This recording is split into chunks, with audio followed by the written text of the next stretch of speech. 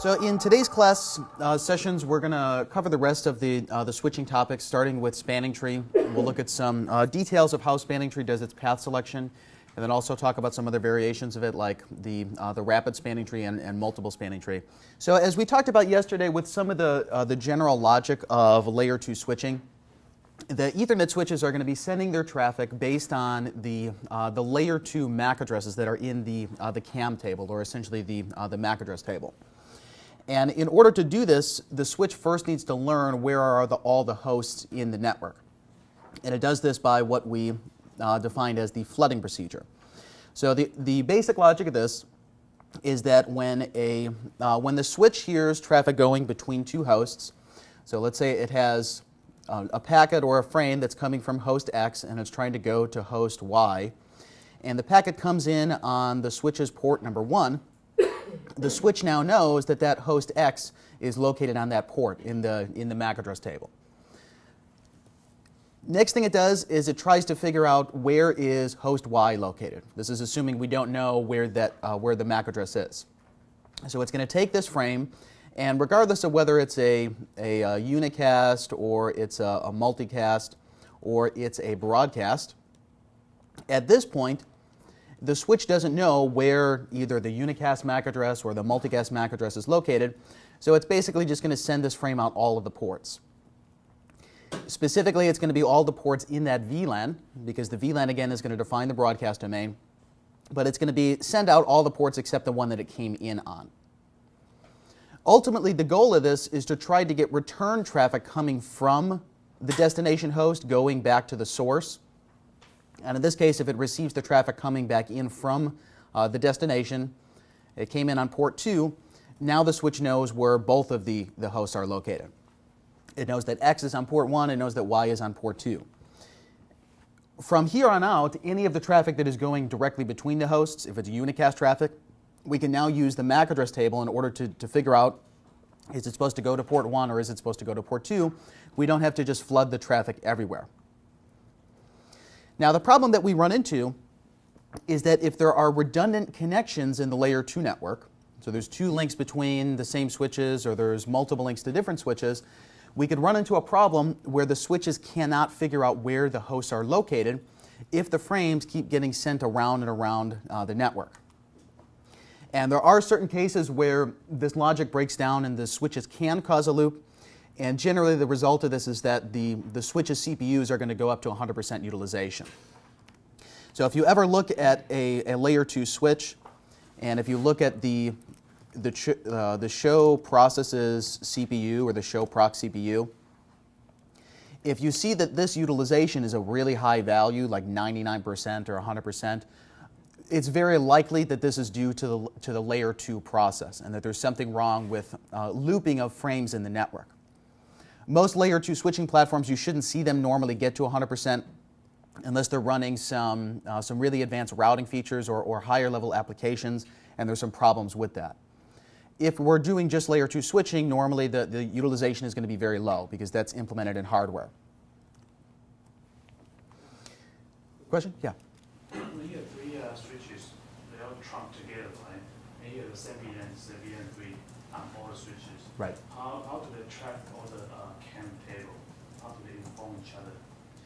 They don't directly inform each other. It's going to be based on this logic of just flooding the frames out the ports. So I have a diagram next that's actually going to show how that works. So the situation we have here is that there's 4 switches in the network, and they're connected together through some sort of trunk links, where the ultimate goal is that we're trying to get traffic from host A to host B. And they're not on the same physical switch, so all the devices in the middle, the first thing they need to do is learn where is the MAC address of A located and where is the MAC address of B located.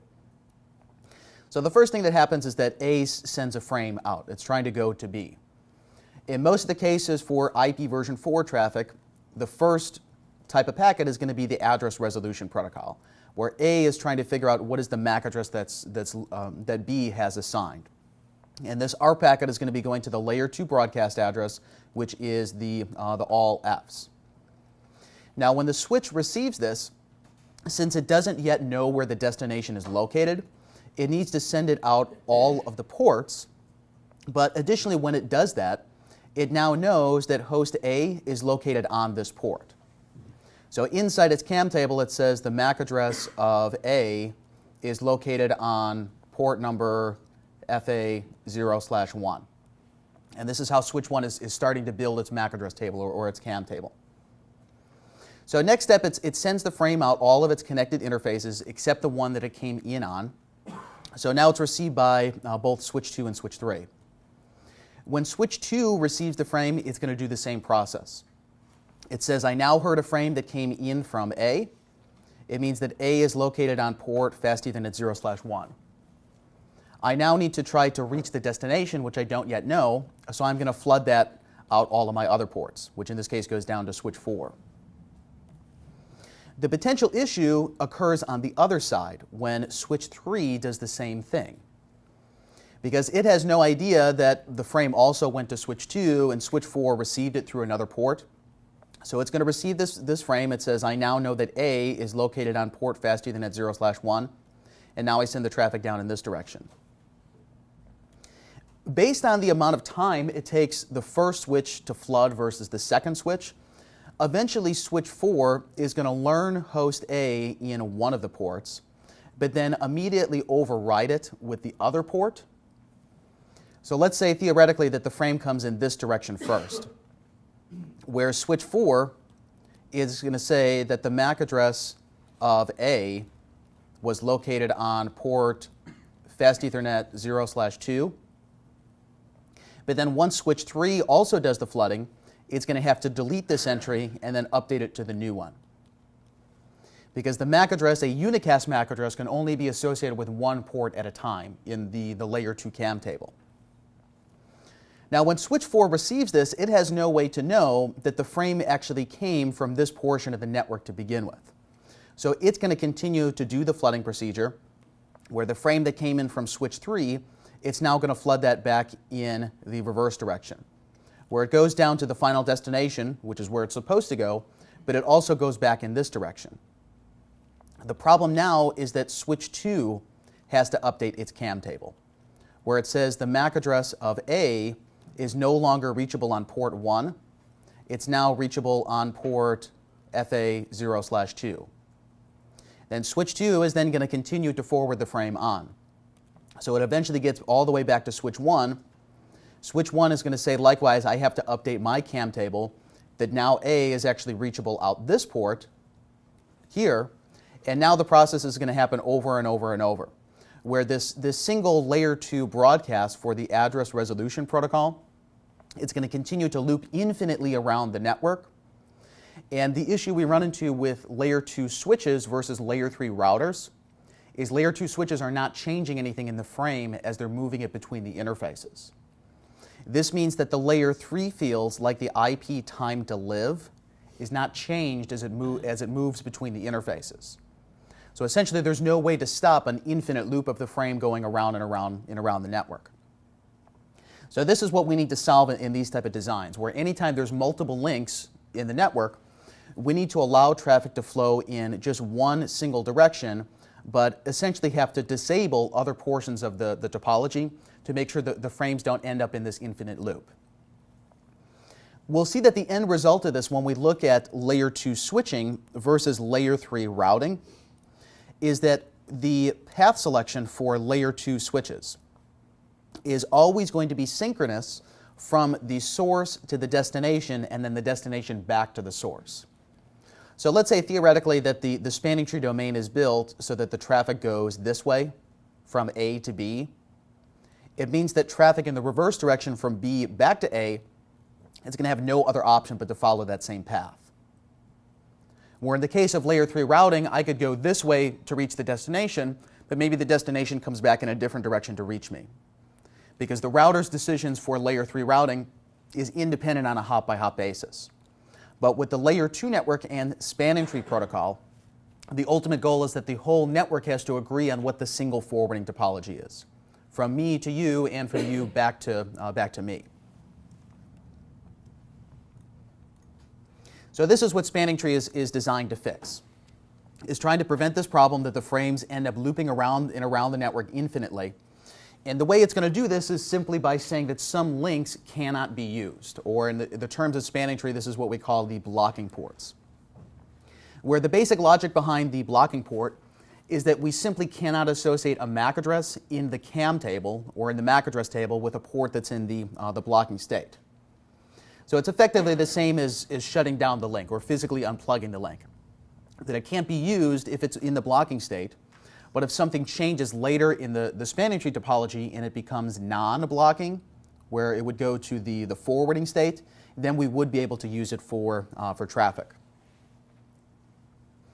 So the idea behind this is that the spanning tree is going to be a dynamic protocol, that as the network changes, if one of the switches fails or one of the links fails, it can recalculate a new topology and continue to forward the traffic around based on that.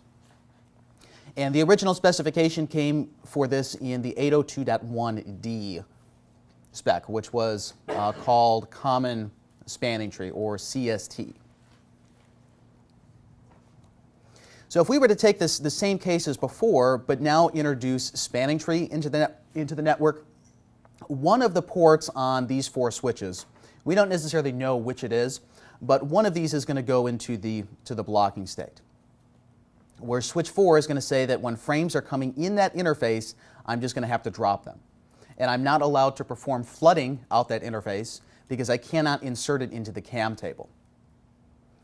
So if the same procedure were to occur where the frame comes in from A, switch 1 is going to flood it out both interfaces. It goes to switch 2 and to switch 3. When switch 2 gets it, it's going to flood it out to switch 4. These 3 switches now know where A is located in the CAM table. Switch 1 says A is this direction, switch 2 says A is this direction, switch 4 says A is that direction. The key now is that when switch 4 receives this frame, it's not allowed to flood it in this direction, which means that switch 3 would never get confused, is A located on this port or is A located on this port? We would see that when switch 3 receives the frame, it will flood it in this direction towards switch 4, but ultimately when this one is received, it's just going to be discarded. So a blocking port in spanning tree will be able to receive traffic, but it's not going to be able to send traffic out. So ultimately, simply based on the fact that this link is effectively disabled, we're not going to have the problem where the frame comes in this direction and then loops back around the network. When the traffic is sending from top to B, even though the oil node is blocking mode, right, will it continue to send traffic and get the process one time or many times from top to the bottom? What will happen is that the key is that you're trying to figure out where the host located in the MAC address table. So once you know where their MAC addresses are located, you don't have to do flooding for them anymore. So once this frame comes in, switch 1 is going to say that the MAC address and the port relationship. So switch 1 is going to say that the MAC address of A is on port FA0/1. Then when it goes in this direction, switch 2 would say A is located on FA0/1, which is this interface. Switch 4 says that A is located on FA02, and switch 3 is going to say it's located on this port. So essentially, they all build an agreement on the topology that you cannot reach A through this link, so it never ends up being used for the actual forwarding of traffic. What it will be used for is the advertisement of spanning tree packets between the neighbors, which we call our spanning tree bridge protocol data units, or the BPDUs. So BPDU is basically just a fancy way to say a spanning tree advertisement. So regular user traffic would never go into the CAM table on this port, but the control traffic for spanning tree would be allowed to come in and would be allowed to go out. Now to do this, spanning tree, again, the ultimate goal is to get everyone to agree on what the topology looks like. So to do this, we first need to come up with a reference point that everyone is going to build their topology based on. And this is what spanning tree calls the root bridge. where when we look at this in the logical terms of building a tree of the network, the root is going to be at the top of the tree. Then all of the switches are going to figure out, how do I send my traffic up to the root in order to reach the other leaves of the tree, or basically the other nodes in the network. So essentially everyone is going to have one path in order to reach the root bridge. And the resulting logical topology is going to look something like this, where even though you may have a physical connection that might be between switch 1 and switch 4, or maybe you have a connection between switch 2 and switch 5, if the resulting tree in spanning tree is going to look like this here, then these links, they won't be able to be used.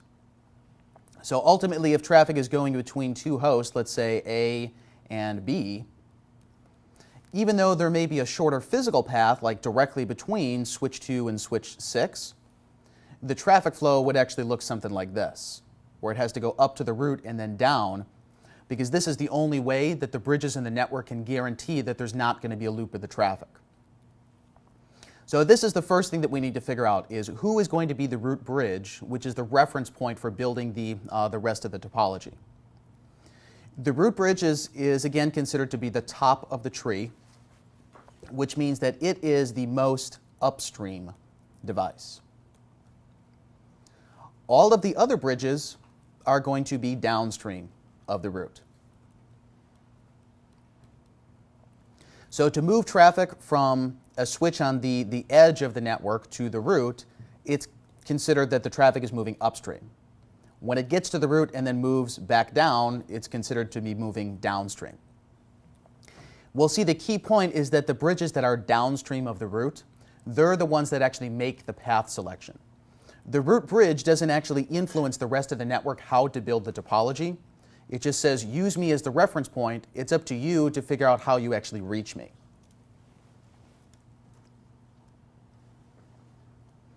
So the key is that the devices downstream are first, after they agree on who is the root bridge for the network, first thing they need to figure out is what is the port that from my perspective goes up to the root.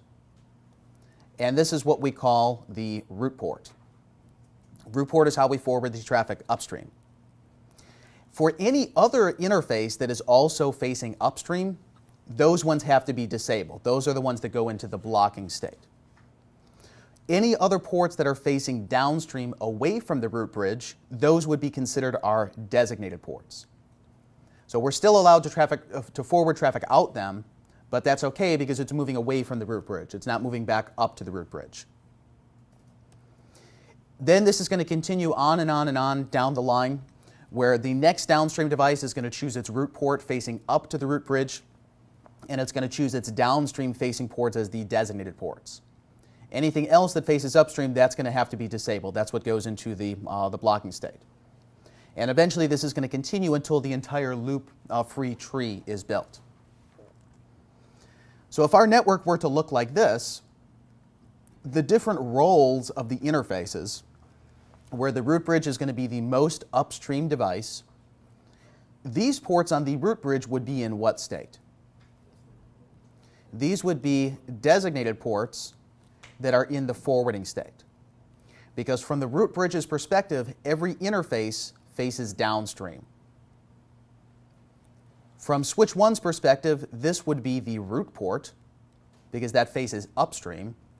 These other interfaces would be the designated ports, because they face downstream. So on and on and on, this process is going to continue until each bridge selects exactly one root port and possibly selects designated ports depending on what their physical topology looks like. But what we're going to fix is the case that if there's a physical link between switch 2 and switch 6, one of these devices is going to have to say that the link from my perspective is facing downstream, but from your perspective this faces upstream, which means that one of them is going to be in the blocking state. And this is ultimately the goal of spanning tree, to make sure that the alternate links, that someone is going to disable them to make sure that it can't be used in the CAM table, and then it won't be used as part of the flooding procedure.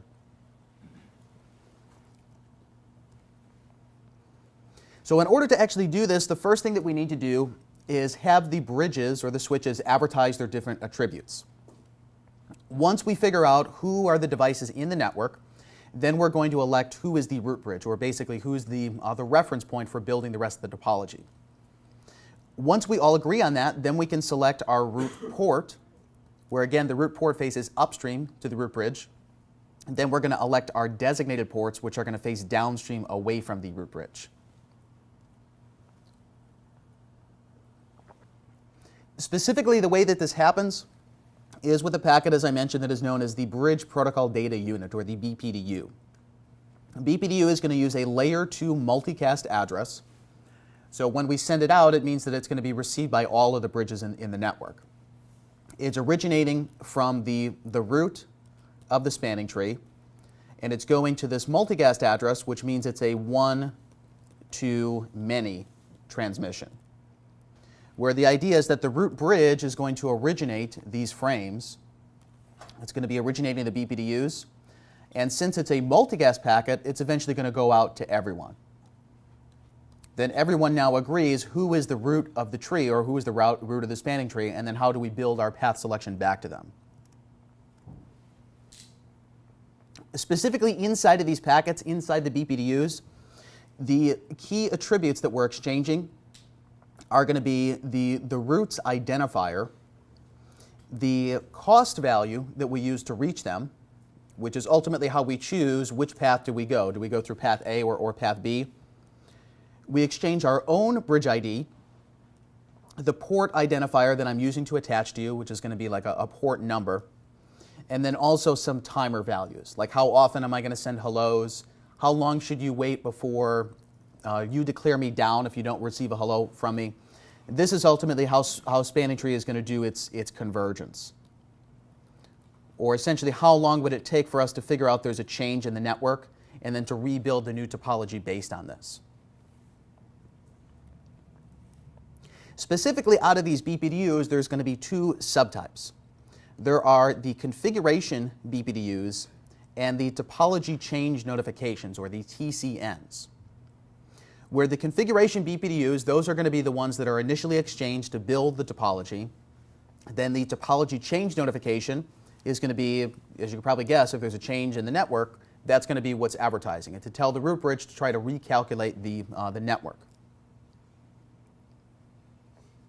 Specifically inside of these fields, the root bridge election is going to be based on whoever has the lowest bridge ID, where the bridge identifier is an 8-byte field that is made up of a couple subfields. One of them is going to be a priority number, which is somewhere in the range of 0 to 65535. Normally it's going to default to half of this, plus a value that is known as the system ID extension. So originally the specification said you're just supposed to pick a number. The newer specification says that this bridge ID that originally was 2 fields, you now split it into 3 fields, where one is the priority, one is your MAC address, then one is another subfield called the system ID extension, which is a value of 0 through 4095. And what's significant about these numbers here? What did we see yesterday that had this range as well? The VLAN number. This is used to encode what is the VLAN number, or what is the instance of spanning tree that you're talking about. So when the switches exchange spanning tree for VLAN 1 versus VLAN 2, they're two separate topologies. And this is how they can agree on, we're looking at the VLAN 1 calculation versus VLAN 2. This is also a way that the switches could figure out that there's some miscommunication on the trunk links, where your system ID, if your system ID is 2 and mine is 1, we're not supposed to be part of the same topology, because they're talking about different instances of the spanning tree. What this also allows you to do is to run a feature that's known as MAC address reduction, where if we have multiple instances of spanning tree, let's say that we have a copy of spanning tree for VLAN 10, we have a separate copy of spanning tree for VLAN 20 and for VLAN 30. Since this identifier needs to be unique, So the switches can tell which instance are you talking about. Are you talking about 10, 20, or 30? Originally, the way to do this was to just give them a unique MAC address on each VLAN. But the problem is then you had to give the platform like 65,000 MAC addresses if you wanted to run that many instances of spanning tree. So you end up wasting a lot of layer 2 addresses when the vendor actually creates the switch. So they came up with a solution for this where you only need one MAC address. But as long as this field is used to encode the VLAN number, even if you have the same priority value, so let's say two switches have the priority of 32,768, but the system ID extension for the VLAN at 10 instance is 10, and for the VLAN at 20 instance is 20. When you add these values together, the only way that someone could have a priority value of 32,778 is if they're running it for instance number 10. Or the only way that they can end up with the priority of 32,788 would be if they're running it for VLAN 20. So basically what this means on the new platforms that you only need one MAC address, even if you run multiple copies of spanning tree. Because when you add these two numbers together, they always end up to be unique on a per VLAN basis or a per instance basis. Question? Well, you still can have two switches with the same priority, same VLAN, but then the MAC address is the tiebreaker. The MAC address is the tiebreaker, correct. Because you're assuming that each switch at least has one globally unique MAC address. And we'll see this when we look at the command line. When you look at the show spanning tree, this is going to show us the detailed output for the different instances of spanning tree, where in this case this is for VLAN 1. The way that you read this output is that the top field talks about the root bridge. The bottom field talks about me. So this here, this is switch 1's information. Switch 1's MAC address that it's using for spanning tree is 0019.5684.9A00. It then has a priority value which is 32,769, which is made up of two subfields, the actual priority number that we could change, then the system ID extension, which is what? Which is the VLAN number. So if we were to look at the next instance of spanning tree on the switch, and it has VLAN 10 is also created, the MAC address is the same as what the previous instance was. They're both as 9A00 address.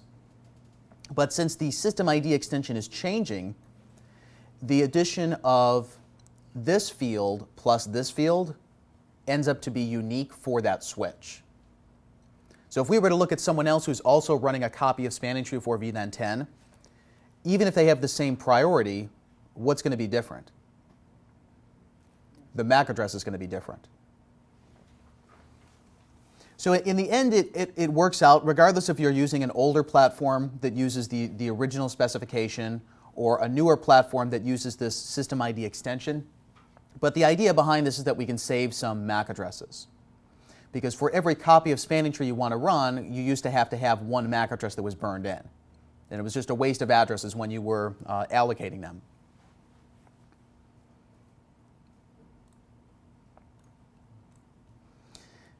So once we go through the root bridge election, which again is going to be based on the priority and the MAC address.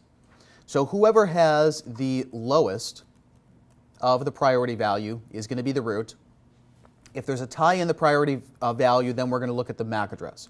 Whoever has the lowest of these values, that gets elected the root. Now the complicated portion comes in. This is how we actually build the tree. Up to this point, we just specified that one device is the root. They're going to be the reference point.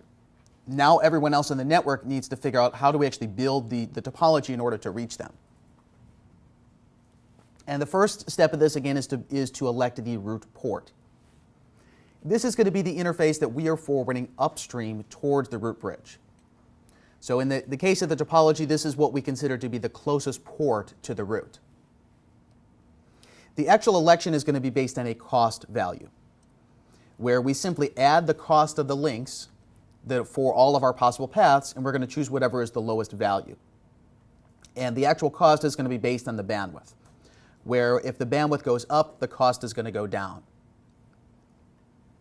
It's not a linear value, where like when we look at OSPF cost, it is like on a 1-to-1 ratio as the cost changes. You don't necessarily need to memorize these numbers, but you can see what these values are when we look at the show spanning tree. A fast Ethernet interface has a default cost of 19.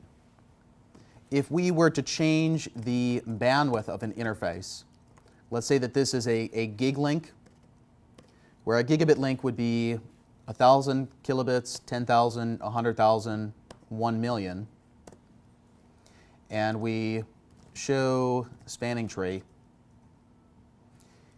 the gig link has a cost of 4, where a 10 gig link, so if I add another 0 onto that, a 10 gig link has a cost of 2, a 40 gig link, actually this platform doesn't support that, but as the bandwidth continues to go up, the cost value is going to go down. So the idea is that if you had multiple regular Ethernet interfaces, 10 megabits per second along the path, you would try to prefer a path that's using fast Ethernet or gig Ethernet, because ultimately this cost value is going to be lower on those higher speed interfaces.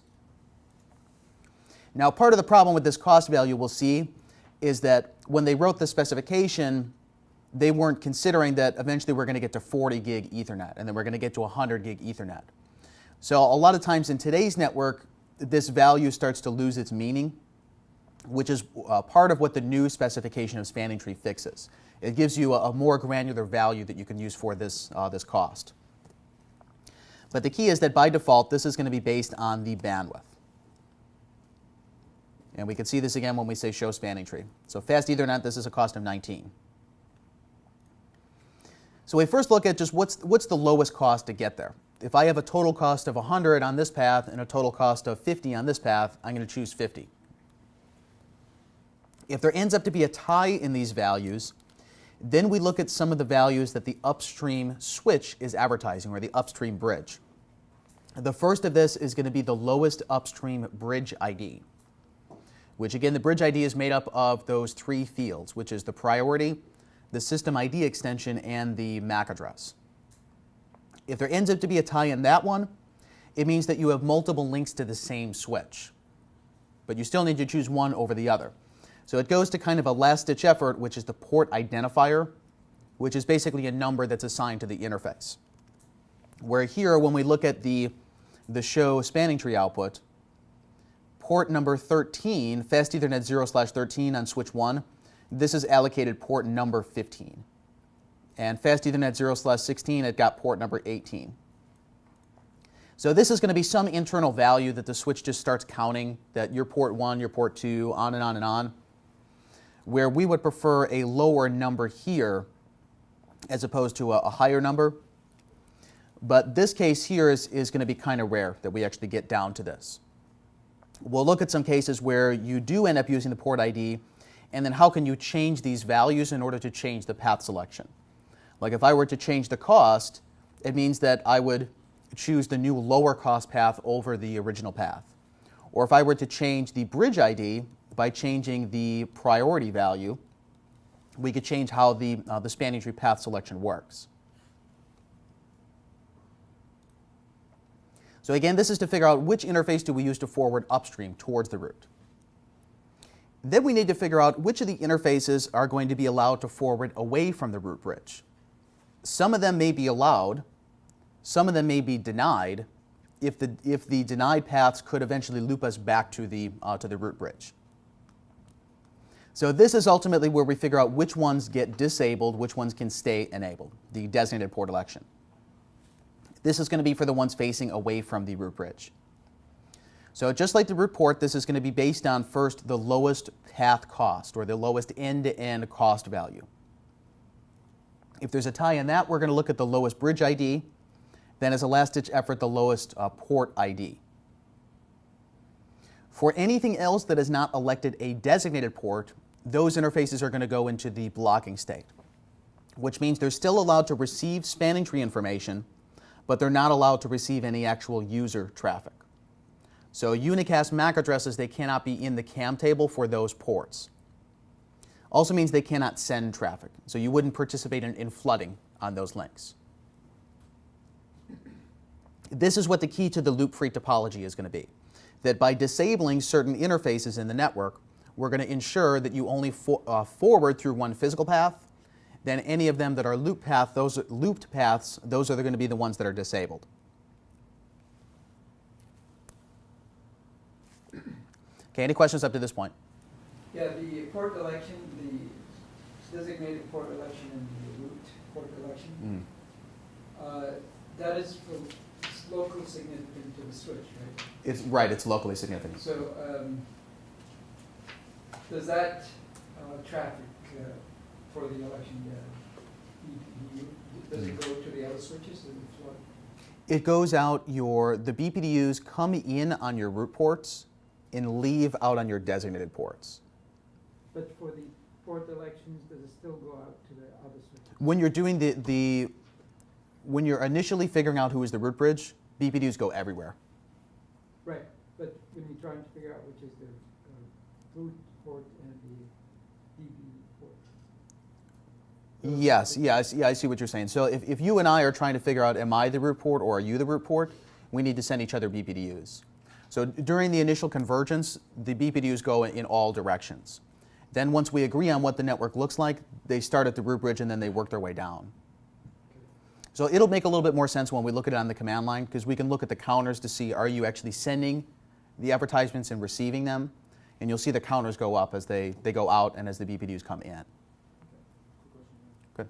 The BBT only happen in the switching environment, right? In layer 2 switching, right. Yeah. So you have like a switch module inside router. Does it count as the... It can. It can. The router itself can also run spanning tree, which it's not as common that you would do that, but you can. Like on router 1 here, if I were to show IP interface brief, router 1 has an Ethernet interface and 2 serials. You could technically configure bridging here, where you say bridge 1 protocol and regular standard spanning tree is IEEE spanning tree. Then at the interface levels, you say bridge group 1. What this allows you to do is to do a layer 2 rewrite between different medias, but maintain the traffic transparently. So it's not really used in today's designs as much, but what it originally allowed you to do is that if router 1 and router 2 were connected over, let's say, a T1 interface, then router 1 has this LAN segment that is VLAN 10. Router 2 has another LAN segment that we want to extend VLAN 10 onto. I could have the IP subnet here 10.0.0.0/24, and on router 2 extend it to be the same thing by telling the router to run spanning tree on this interface, and here, and we essentially transparently bridge the Ethernet traffic over the serial link. So you can do that, it's just not as common in today's networks, because you're basically using the router just for layer 2 bridging as opposed to IP routing. The bridging protocol there, if you had VLAN 10 and VLAN 10 connected to a backdoor, that link would be blocked? Spanning tree is going to figure out which ones should be blocked and which ones shouldn't. So if there was a physical connection, let's say that there's a switch down here, switch 1, and then it goes over here to switch 2, it's the same end-to-end topology. So they can either send the traffic this direction or this direction, but not both at the same time. So eventually one of them would be blocked. But the problem is then, if you're doing this over your WAN links, you can't use both at the same time. So typically layer 3 routing is used to solve this, because you can route out multiple interfaces. And that's based on just whatever the routing table says. But again, the key here with spanning tree is that once we build the tree, if I have host A trying to reach host B, however the path is built, let's say that we go this direction, it means that traffic from A to B has to go this way, and traffic from B back to A has to follow the same path, which basically means you get 0% utilization on these links. But if we were to do layer 3 routing, I could change it to be whatever I say. I could say for A to get to B, go this direction, then for B to come back, go this direction, and try to load balance or distribute the load over the different links in the topology.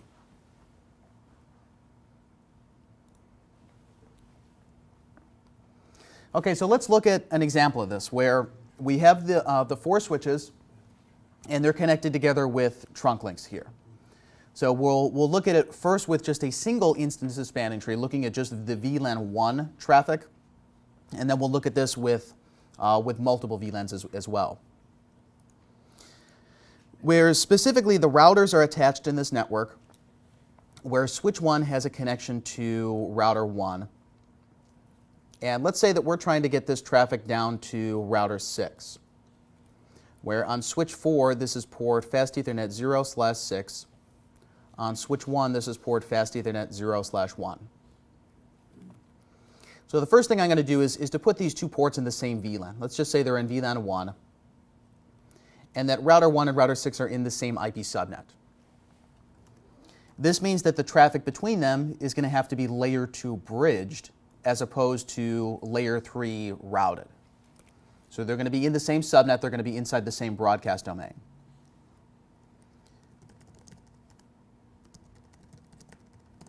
So from router 1's point of view, very simple config. We just have the IP address. I'll leave the MAC address what we were doing yesterday, so when we look at the spanning tree topology and look at the CAM table, it makes it a little bit easier to figure out which addresses are we actually talking about. So on the switch that router 1 is attaching to, it's switch 1's port 1.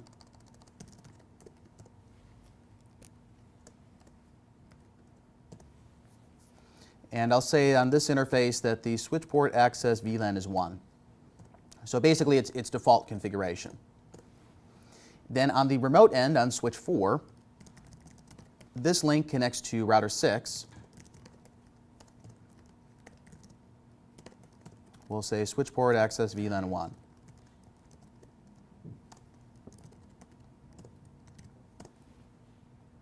On router 6, this is fast Ethernet 0/1. I'll say its address is 10.0.0.6. So any address in the same subnet, where the ultimate goal here is that I want to get the traffic to go from 6 to 1. They should be in the same layer 2 broadcast domain, which means that we don't have to route the traffic between them. Eventually, once spanning tree converges, it's going to take some timers to calculate the topology. Once it figures out how the network is supposed to be built, then we can send the traffic. So on router 6, if we look at the show ARP, we should have a direct layer 2 resolution for router 1. And additionally, let me change router 6's MAC address. We'll say the MAC address is 0000/0000/0006.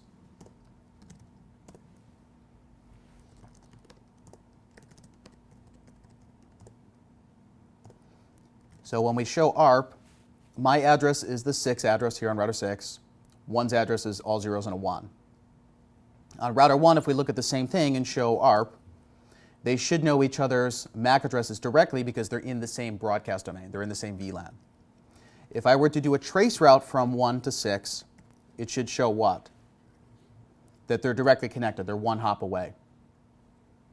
If I saw multiple addresses here, it would mean they're using layer 3 routing to reach each other. I would also see that if I sent packets to the broadcast address, all of the devices in the connected segment should send replies. Because this layer 3 ping with an all 1's IP destination gets translated into that all F's address of Ethernet, and it goes out to all of the ports. So basically this tells me that there's other hosts in my LAN. There's router 6 in the LAN, there's router 4 in the LAN. So let's look at now, from the layer 2 network point of view, how did the switches actually calculate how to get the traffic from switch 1 to switch 4. It's going to be based on the root bridge election. So first, let's look at the CAM table. Let's say show MAC address table. Show MAC address table dynamic for VLAN 1. I want to know specifically where is 1's address located and where is 6's address located.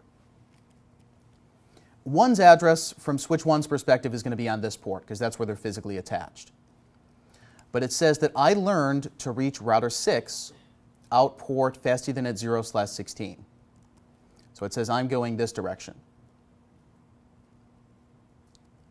If we were to go to switch 3 and look at the show MAC address table dynamic for VLAN 1, it says to get to router 1, I'm going out port 13. It says to get to router 6, I'm going out port 19. This means that switch 4 is going to say what? Switch 4 is going to say to get to router 1, I have to go this direction because this is what the other portions of the topology have selected. So if we look at now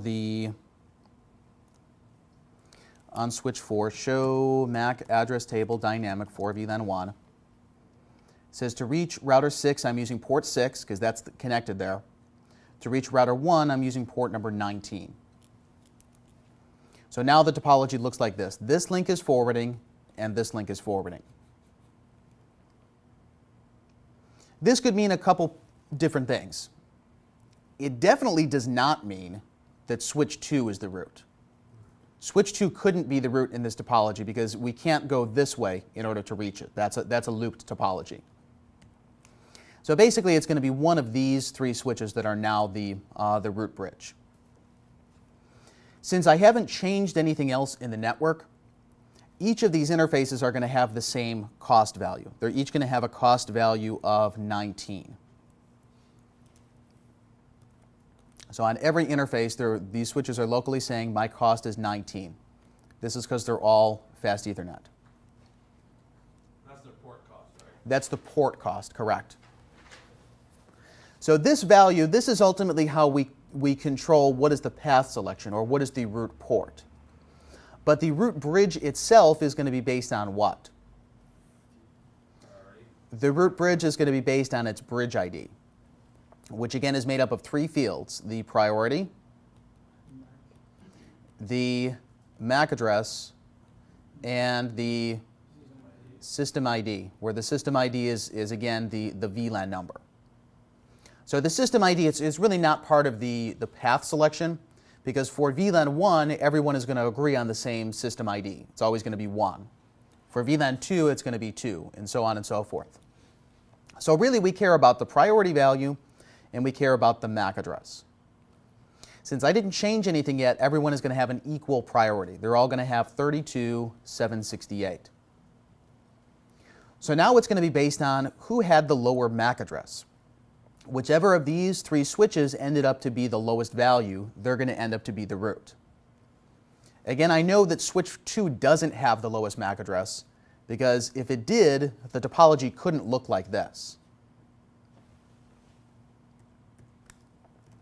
So next, let's look at the show spanning tree for VLAN 1.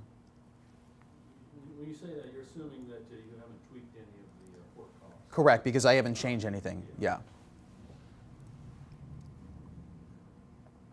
Switch 1 says that for VLAN 1, the root's identifier has a priority value of 32,769, and it has an address of 000C, CE2B, etc.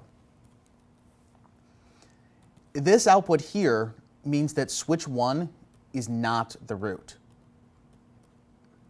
If it was the root, there would be a field here that simply says, I'm the root of the spanning tree, or I am the root. So switch 1's not the root. Let's look at switch 2. Show spanning tree VLAN 1. Likewise, switch 2 is not the root because it shows some address value here. On switch 3, let's show spanning tree VLAN 1. It's not switch 3. Switch 4 shows spanning tree v then 1. It's switch 4. It says this bridge is the root. So when we look at these address values, if we were to compare them all side by side,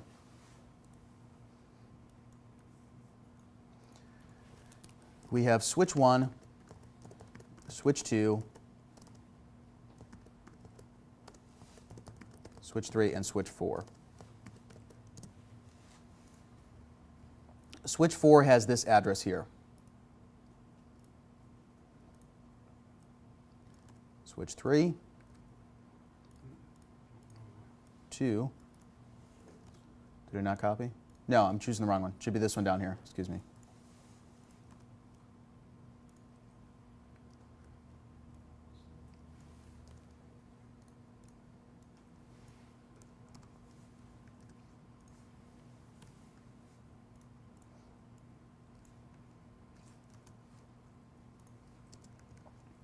So these are the 4 addresses we're looking at on the switches.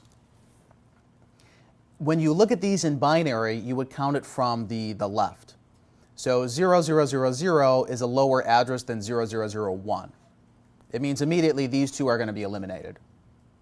Then when we compare switch 3 and switch 4, we have 000E versus 000C, where C is lower in hex than E is. So this is the reason why switch 4 is being elected the root bridge. Do the switch MAC addresses, do they show on a campaign? Like, do they learn each other's MAC addresses? If they have an end host address, like if we put an IP address on the VLAN1 interface, then it would be in the CAM table. Okay. But unless you're actually forwarding traffic, they're not going to know. They'll know based on these BPDUs what the identifier is. But unless they're actually sending IP traffic or some other application, then there's no reason to have each other's MAC addresses in there. So now we know based on the MAC address, switch 4's was the lowest. So now it's going to be the reference point for the rest of the tree. Switch 4 is now the root. This means that on switch 4, these 2 ports should be in what role? These should be designated ports, because now switch 4 is the top of the tree. Basically, this way is facing downstream. From switch 2's perspective, it now has 2 possible choices in order to reach the root. I could go this direction, or I could go this direction. The way it's going to be choosing is just to add up all the cost values. So if I were to go this top way, I would have 19 plus 19 plus 19. If I were to go this way, I just have 19.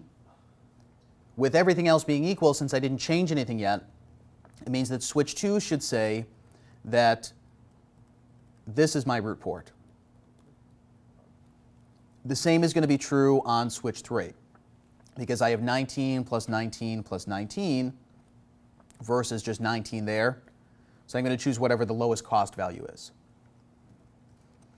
If all of the links in the LAN are the same speed, if you have all fast E or you have all gig E, the cost value ends up basically being a hop count, or what's the least number of switches that you would go through in order to reach the root.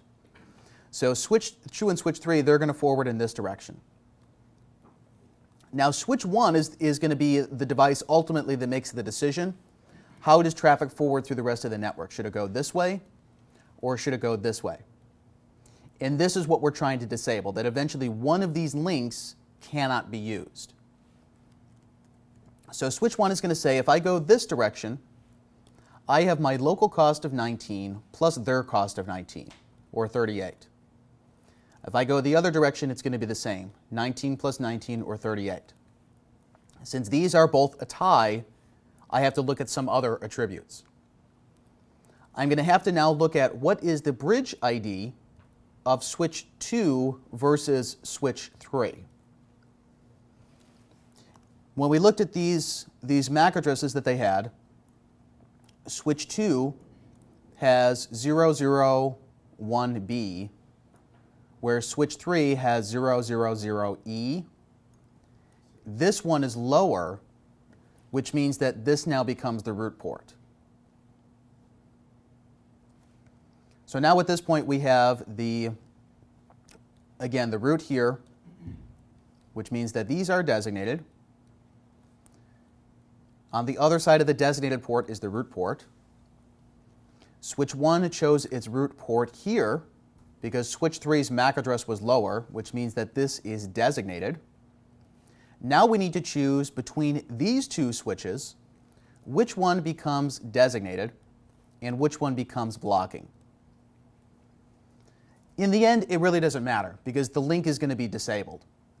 But one of them is basically in charge of doing the BPDU advertisements for the segment to make sure that if the topology changes later, the other device is able to adapt to that and figure out it needs to recalculate the topology. So now we need to figure out who is closer to the root bridge. Out of these two switches, we're going to look at who has the lowest path cost. Where switch 2 says, for me to get to the root, it costs me how much? It costs 19. For switch 1 to get to the root, it costs 38, which means that switch 2 has a lower path cost, which means that this interface should be designated and this interface should be blocking. So let's look at switch 1 and see if that's actually what happened. I lost it on that last one. Why wouldn't that one be blocking on switch 2? Because the key is that we look at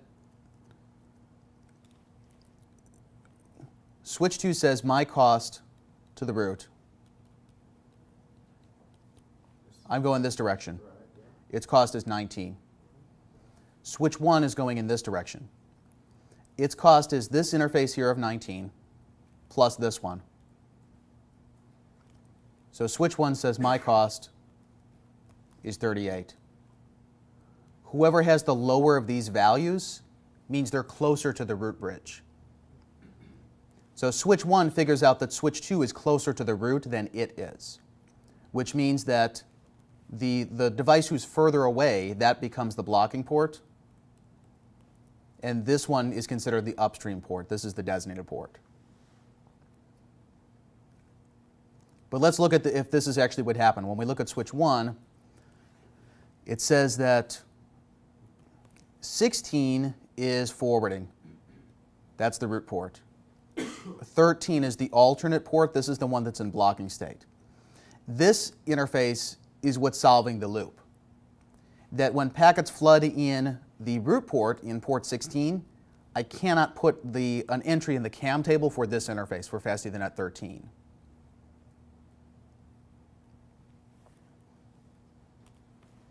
So again, if everything is equal up to this point, the decision of the traffic flow is going to be based simply on the MAC addresses of the switch. And the reason that this is a problem in your actual network design is that generally when the vendor makes the switch, they're going to start at their low values and work up, which means that your older switches are going to have lower MAC addresses. Like if you were to have a 1924 versus a 6509, the 1924 is more likely to be elected the root bridge. So and most of the time in the layer 2 LAN, you need to change this. That someone in the core of the network, or maybe someone in like the distribution layer, I want to make sure that they are the root of the spanning tree, not someone where the traffic has to forward way out of the way and then come back. Change, you mean the MAC address or change the priority? You can change the priority, not the MAC address. So this is always going to be the same. What we're going to change is the priority field. That is what the devices are advertising to each other in the BPDUs. So all the platforms came with the same default priorities? At least Cisco's do. The other issue you'll run into with this is that the older platforms don't have this feature. They had a separate MAC address on a per instance of spanning tree. So the problem you end up in is that they're not offsetting their priority. So if you look at like a Catalyst 5500, its default priority would be 32768 for VLAN 1, where the newer switches would have a priority of 32769 for VLAN 1, because they're offsetting it by that value. So you always have to take this into account that when you look at the final path selection for the root bridge, if this ends up to be some low-powered switch, like a 2924 XL in one of your wiring closets, and this is your 6509 and 6509 in the core, it means for these two switches to exchange traffic, they have to physically send the traffic that way first. So anytime you have a layer 2 switch LAN like this, and there's extra links that where some end up being blocking, you want to take the placement of the root bridge into account. Where typically it's going to be some sort of centralized portion in the topology where the traffic normally should go there first before coming back down anyways.